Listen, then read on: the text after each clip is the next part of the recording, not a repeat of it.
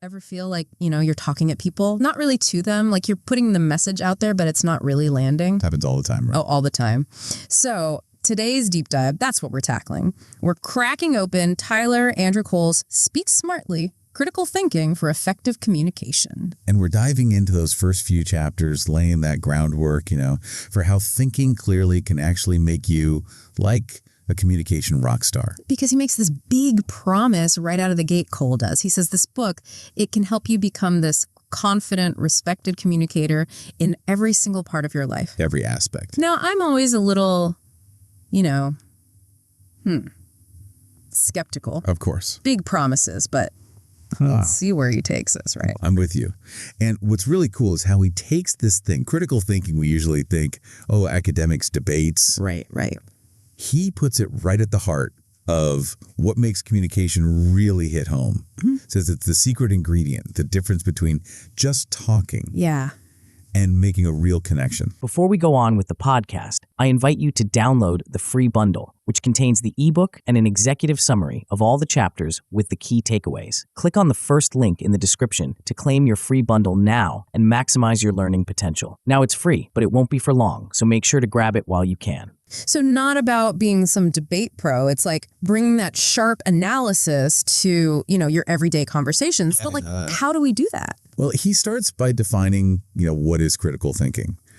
And he calls it, get this, a disciplined approach to processing information. That's a little textbooky. Yeah, a little bit. But then he breaks it down, right? Yeah. And it's all about questioning those assumptions, looking for evidence, really thinking things through to their natural conclusion. So even in casual conversations, we got to be all intellectually rigorous. Think about it. In a world that's just like bombarding us. Info overload. Right. Mm-hmm. That's where Cole's argument really clicks. He's saying it's not just the information we take in, but what we do with it. It's that active thinking, that critical engagement that gives our words weight. Makes them land. Exactly. It's that difference between passively scrolling, doom scrolling on social media, right, versus really researching a topic that, lights your fire. Absolutely. And one of the things that surprised me early on in the book was how much he emphasizes mindful listening. Yeah. That's a cornerstone for him. Okay. Because mindful listening, I'm like, yeah, pay attention. We all think we're doing it. Right. But Cole's saying most of us, we're not as good at it as we think. Oh, for sure. We treat conversations like, back and forth, waiting to jump in with our 2 cents. Oh, I'm so guilty of that. But then we miss the important stuff, the little cues, the emotions under the words. It's like we're so busy planning our next brilliant point. Yes. That we forget to actually listen. Exactly. And he gives us these really practical things to try. He starts with the obvious, but we never do it right. Eliminate distractions. Phone away, notifications off, quiet space if you can. Just your full attention on the speaker. Do not disturb sign on the brain. Exactly. It's about silencing that voice in your head that's already composing a response before they're even finished. Oh, I do that. Be present right here, right now with what they're saying. Okay. Easier said than done, especially for those of us who are always thinking a million things at once, But I like that he doesn't just say, listen better. He gives you those tactical strategies to actually do it. Absolutely. Like paraphrasing. You say it back to them, make sure you got it. Or summarize, ask clarifying questions, not to cut them off, but to show you're really with them. It's like saying, hey, I'm not just hearing you. I'm trying to get where you're coming from. Yes. And that feeling of being heard, that builds the trust, the connection. And that's the foundation for any good relationship. Before we continue, I want to remind you that you can always find the free audiobook version of this book on the main Grow to the Top channel. Click on the second link in the description to start listening now. He makes a strong case for how powerful this listening can be. It's not just better conversations, it's better relationships, period. 100%. But it's a two-way street, right? Right. We've got to listen, but then when it's our turn to talk. Right. Got to make it count. We got to make sure people actually get what we're saying. Because what good is all that listening when you open your mouth? It's a jumbled mess. It's a word salad. Exactly. Yeah. And that's where chapter 3 comes in. Clear expression. And Cole says it's about bridging that gap, our thoughts to their understanding. Oh, it's so frustrating when you leave a meeting and you're like, what did they even say? Been there. So Cole, he breaks this clear expression down. First, Organize your thoughts. Yeah. What's important? Get those points lined up in a logical way. Get your ducks in a row. Exactly. It's like a roadmap, not just for you, but for them to follow. Makes sense. And this is where it gets really interesting. He says, tailor your message to your audience. See, now that's a whole skill right there. Big time. What works for one person? Totally bombs with another. 100%. Cole really stresses understanding their background, what they know, even their mood. Are they stressed? Are they relaxed? That changes how you talk to them. You got to meet them where they are. Yes. Not expect them to always come to you. And that takes empathy. And you got to be willing to adapt. But it's not just the words, right? It's the whole package. He talks about body language, how we sound when we say it. Oh, huge. Nonverbal cues, game changers. Even just emphasizing a different word in a sentence Changes everything. changes the whole meaning. Yeah. Cole says mastering those subtleties, both what you say and how you say it, that's what separates the good from the great communicators. So we're listening deeply, we're expressing ourselves clearly, but how do we make sure the arguments themselves, they hold up, like they're rock solid? That's, I think, chapter 4, logical thinking. Crucial stuff. It's about building arguments that are bulletproof. And Cole does a great job of explaining this really complex stuff in a way that anyone can grasp. He gets into the different types of reasoning. Deductive, inductive. Yeah, those always trip me up. Think of deductive reasoning like building with Legos. You start with the right pieces, those are your premises, you follow the instructions, the logical steps. You have a specific result. Every time. And inductive reasoning, that's more like being a detective. Right? See, I can see that. You're gathering clues from specific things you observe to try to reach a bigger conclusion. Like, you eat strawberries, you get a rash, maybe you're allergic, right? That's inductive. But just like a detective, you can get it wrong. Exactly. Inductive reasoning, it's about probability. It doesn't guarantee the answer is 100% certain. And Cole points out, even when we think we're being super logical, we got to watch out for those logical fallacies. Oh, those are sneaky. They trip us up all the time, like ad hominem attacks. Instead of arguing the point, you attack the person. Classic. Not cool and not effective. Cole gives us a whole bunch of these fallacies to watch out for, both in our own thinking and, spotting them when other people do it. It's like learning to dodge those communication landmines. Exactly. So we're being mindful, we're expressing ourselves clearly, we're thinking logically. It's a good start. Laying the groundwork. But there's a whole other layer to this human interaction thing that we haven't touched on. Our emotions. Because we're not robots. Exactly. And that's where chapter 5 comes in. Emotional intelligence. Yeah. And this is where Cole says, logic and reason alone, they're not enough to navigate how we talk to each other. Because at the end of the day, we are emotional creatures. We are. And those emotions, they can really mess things up when you're trying to communicate. Totally. Cole says emotional intelligence, or EI, it's being aware of your own emotions, managing them, but also recognizing how other people are feeling and realizing you can actually influence that. So it's like being tuned into your own emotional state, but also like reading the room, right? Exactly. He says this self-awareness, empathy, super crucial for relationships and communicating effectively, especially when things get tough. There's that saying, you can't control how people react, but you can control how you respond. Exactly. And that control, it starts with understanding where your emotions are coming from. And once you're aware of them, you can start to manage them better. And I don't mean suppress them, but, find healthy ways to process them instead of letting them control you. Right. Not bottle it up, but also not just explode. Exactly. Yeah. And then on the flip side, you've got to be able to recognize and respond to other people's emotions, which is empathy. Exactly. It's putting yourself in their shoes, trying to understand how they're feeling and why. Way easier said than done, especially in the middle of an argument. Oh, absolutely. But Cole says empathy is crucial for navigating those tough conversations while still being respectful, even when you completely disagree with someone. Trying to understand before being understood. Exactly. When empathy is there, that's when you can really connect with someone. Okay, so we're emotionally intelligent, we're communicating clearly. Now, how do we use all this to get people on board with our ideas? The Art of Persuasion. Yeah. Chapter 6. Persuasive Techniques. And this chapter, it gets into the psychology of influence. Okay, because there's definitely a right way and a wrong way to do that. Oh, absolutely. And Cole emphasizes throughout the chapter, persuasion has to be ethical. He's not talking about tricking people or being coercive. It's about building that trust, presenting your ideas well, appealing to both their head and their heart. He talks about Aristotle, that ethos, pathos, logos. The trifecta.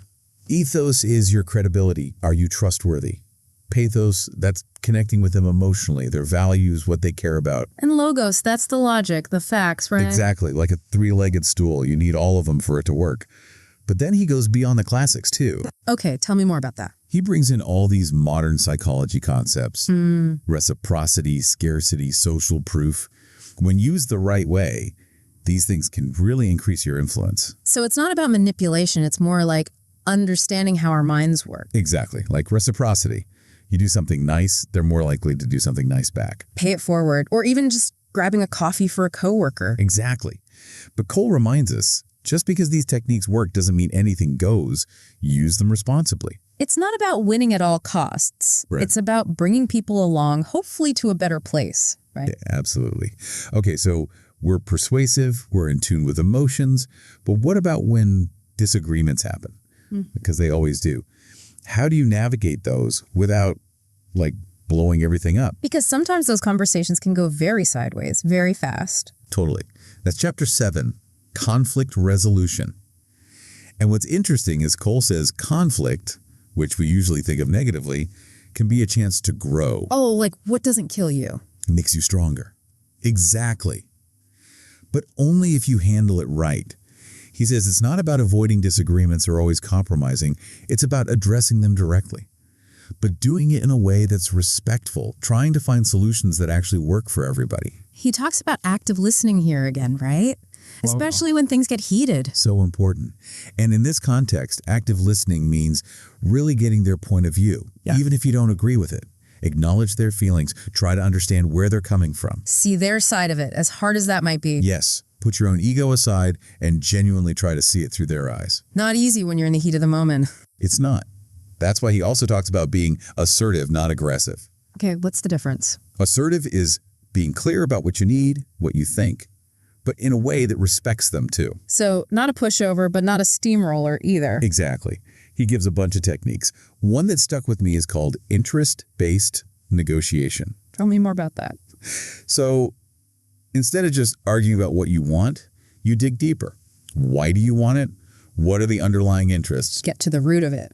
And often when you understand the why behind someone's position, it opens up all these possibilities for creative solutions. Solutions that maybe you wouldn't have even thought of before. Exactly. Win-win solutions where everyone feels good. But sometimes, even with all the listening and assertiveness in the world, you need backup. You need a little help from your friends. And that's where Cole brings in the idea of mediation, having a neutral third party there to kind of, referee the conversation. Keep things from going off the rails. Exactly. A good mediator, they can be invaluable when emotions are running high or people are just stuck. They can reframe the issues, make sure everyone's heard, and help everyone find a solution that works. So we've covered a lot here, from logical fallacies to handling conflict gracefully. But how do we make sure we're not just absorbing all this, but actually putting it into practice? The million-dollar question. And Cole actually gives some great advice in the later chapters. He says this isn't about memorizing a bunch of rules. It's about shifting your whole mindset around communication. It's like building those critical thinking muscles. Exactly. It should become second nature. He wants us to be more intentional, to pause before we speak or react, and really think about the impact of our words. Remembering that communication's a two-way street, not just about you getting your point across. Absolutely. And as you become more aware, you start to see where you can improve. Maybe you interrupt too much, or maybe you need to be more assertive. And that's where feedback is so crucial, right? Because you don't know what you don't know. Exactly. Cole says feedback, when done right, it's one of the most powerful tools we have. Although, let's be honest, most people would rather walk on hot coals than give or receive feedback, especially if it's not all sunshine and rainbows. Understandable. Nobody likes being criticized. But he says feedback isn't about that. It's about helping each other grow. That's a good point. And he gives this great framework, the SBI model, situation, behavior, impact. Break that down. So instead of just saying you're always late, which is vague. And a little aggressive. Right. You start with the situation. Yesterday at the team meeting, okay, you arrived 15 minutes after it was supposed to start. So you're being specific. And then you explain the impact. This meant we had to backtrack, which put us behind schedule. Right. Instead of it being, you did this, it's more like, this happened because... And when you receive feedback like that, it's way easier to hear. It's not personal. You can actually do something with it. Exactly. Just as important as how we give and receive feedback is the culture around it. Cole says the best organizations, the best relationships, they don't shy away from feedback. They embrace it. It's part of the process. It's how we get better. And it all circles back to his main point. Critical thinking, it's the key to unlocking your full potential as a communicator. It's the foundation. By honing those skills, the listening, the clarity, the emotional intelligence, all of it, we communicate better, we make our point, we have more impact. We go from just talking to making a real difference. Exactly. That's powerful. It is. And it has the potential to change not just how we communicate, but how we live and work together. It really feels like we're being given this incredible roadmap to become better communicators, more persuasive, more empowered in how we use our voices. And the best part, it doesn't end here. Every conversation, it's a chance to practice these skills, get better, keep learning. Keep growing. Because as Cole reminds us, your voice matters. So true. But for now, let's take a quick pause and come back to uncover even more gold from Cole's Speak Smartly. Welcome back. You know, before the break, we were talking about feedback.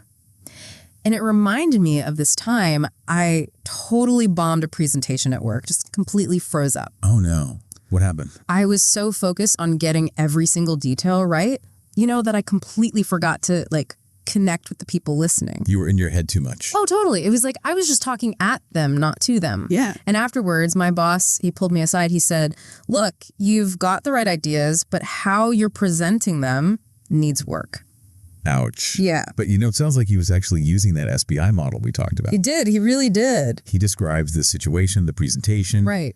your behavior, being too focused on the info, not the audio. Right. And the impact people weren't buying it. Exactly.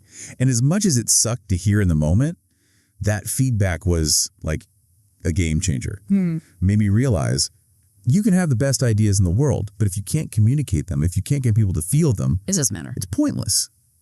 And that gets to this thing Cole talks about, communication and influence. How they're connected, but it's tricky. It is a fine line.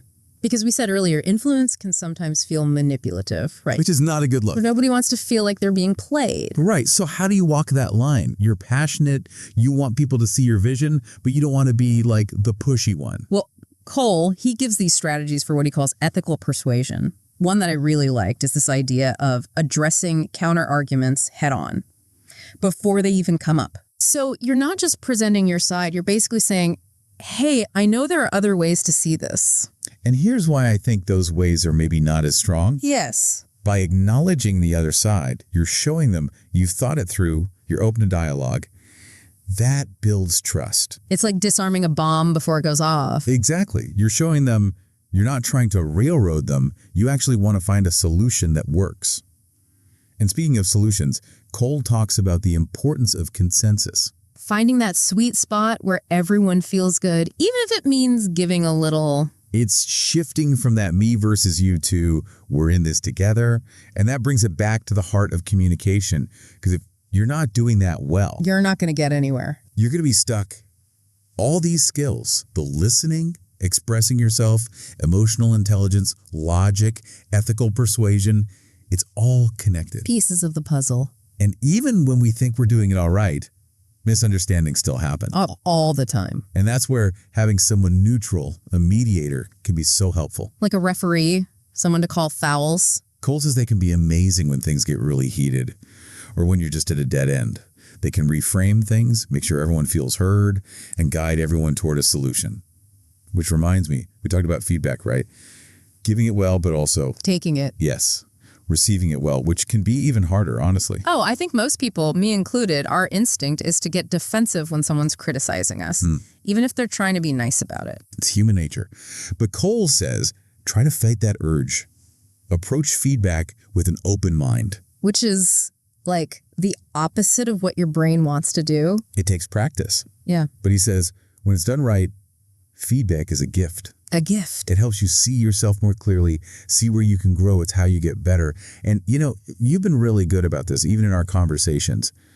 I've noticed a difference. Oh, you think so? You're less defensive, more open. I'm trying. It's still not easy, but I'm trying to see it more from the other person's side. And that's the key. It's a journey. Yeah. But the more you can see feedback as a tool, not an attack, Right.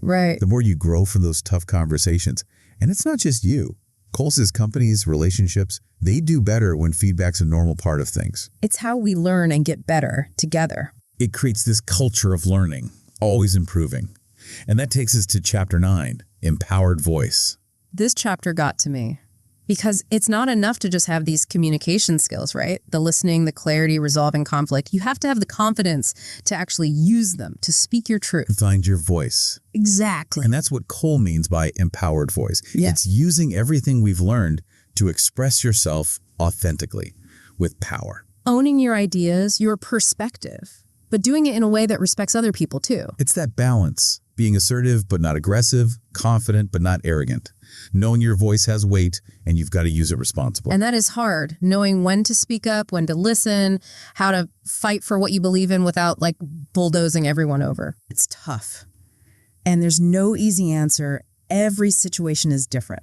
But Cole, he reminds us finding your voice is a process. It's not like you wake up one day and boom, you've got it. Exactly. You experiment, you practice, you get better as you go. And you make mistakes. Of course. Everyone does. It's how you learn. And one thing I really appreciate about Cole is he doesn't just say be more confident. He tells you how. Give me the actionable steps. Right. And it starts with that inner work. Looking at your own thoughts, your biases. The more you understand yourself, the more confident you become. It's like you're shining a light on all those insecurities that hold you back. And once they're out in the open, they lose their power. Right. So you can start to challenge those negative thoughts, the my ideas don't matter kind of stuff. Exactly. You replace those with, I have something to say and people need to hear it. Oh, I love that. It reminds me of that quote. I think it's Marianne Williamson. Our deepest fear is not that we are inadequate. Our deepest fear is that we are powerful beyond measure. Yes. So good. And it fits perfectly here because I think a lot of people hold back because they're afraid of that power. The power of their own voice. And Cole reminds us, our voices are meant to be heard, not to shout over everyone else, but to add our own piece to the conversation. Beautifully said. And when we do that, when we use our voices to connect, to inspire, that's when communication becomes something truly special. It's like we're all part of this big orchestra. I love that image. And when everyone plays their part, in tune with each other, that's when you create something beautiful and powerful. That's such a great way to put it, that orchestra image, Like it's not about the loudest instrument. It's about how it all comes together. Yeah. Exactly. Yeah. And sometimes finding that harmony means we have to turn the spotlight inward a little bit. Ooh, get a little introspective. Right. Cole talks about how critical thinking isn't just about, the information out there in the world. It's about looking at our own thoughts, our own assumptions. Holding up that mirror, not just to what we do, but how we think. Exactly. And that self-reflection thing, it can be uncomfortable, but it's so powerful because that's how you see those blind spots, those limiting beliefs that might be holding you back. Because it's so easy to get stuck in your own head, right? Thinking your way is the only way. The right way, yeah. But Cole reminds us everyone's coming from their own experiences, their own biases. Right.